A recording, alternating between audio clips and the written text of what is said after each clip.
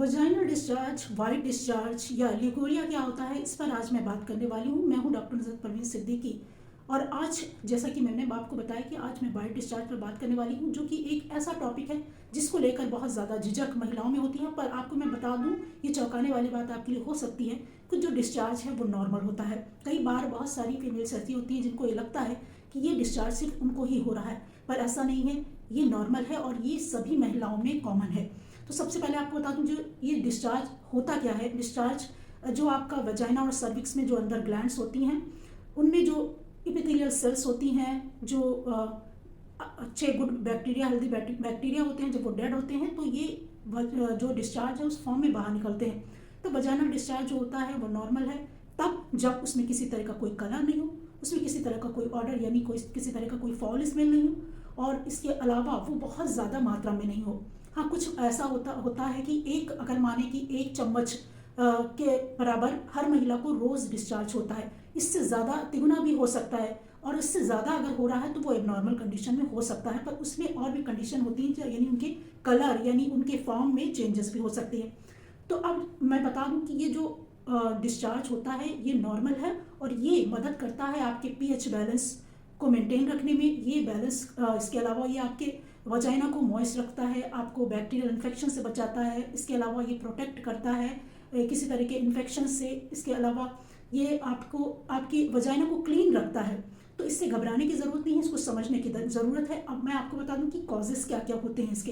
Causes आप अगर देखें तो सबसे पहला फिजियोलॉजिकल जो कॉजेस होता है, इसमें एक पैदाइश के वक्त से बच्ची में स्टार्ट होती है जो डिस्चार्ज होता है, और आगे जाकर ये मीनोपॉजल एज या उसके बाद भी डिस्चार्ज होता रहता है, पर ये एज के हिसाब से कम और ज़्यादा होता रहता है। जैसा कि मैं आपको बता रही थी कि कॉजेस क्या होते हैं। फिजियोलॉजिकल कॉजेस हो सकता है, बैक्टीरियल वजाइनाइसिस हो सकता है, इसके अलावा इन्फेक्शन की वजह से डिस्चार्ज हो सकता है। तो आज जो मैं ज़्यादातर बात करने वाली हूँ वो आपको फिजियोलॉजिकल जो डिस्चार्ज है उसके बारे में। तो सबसे पहले जैसा कि बताया मैंने कि एज फैक्टर होता है, यानी कि जब एक फीमेल जन्म लेती है, एक बच्ची जो कि न्यू बॉर्न बेबी होती है, उसमें भी कई बार ये डिस्चार्ज देखा जाता है, जो कि वक्त यानी हफ्ते से 10 दिन के अंदर ये ख़त्म हो जाता है, और ये डिस्चार्ज माँ की वजह से बच्ची में हो जाता है। अब इसके बाद आते हैं टीनेजर जो गर्ल होती हैं, प्यूबर्टी के वक्त आजकल 10-11 साल में ही प्यूबर्टी हो जाती है, तो ऐसी एज में भी डिस्चार्ज स्टार्ट हो जाता है, वाइट डिस्चार्ज होने लगता है, जिसको लेकर कई बार बच्चियां भी घबराती हैं कि ये ऐसा क्या हो रहा है, क्यों हो रहा है, और माएँ भी बहुत अच्छे से एक्सप्लेन नहीं कर पाती। तो उनको ये बताया जाए कि 10 से 11 साल यानी जब उनकी प्यूबर्टी एज होती है उस वक्त ये डिस्चार्ज स्टार्ट हो जाता है, और ये बढ़ता जाता है। जब आपका मेंस्ट्रुअल साइकिल स्टार्ट होता है उस वक्त ये और बढ़ जाता है, क्योंकि ये जो एस्ट्रोजन हार्मोन्स होते हैं तो उसके लेवल बढ़ने से भी डिस्चार्ज होता है।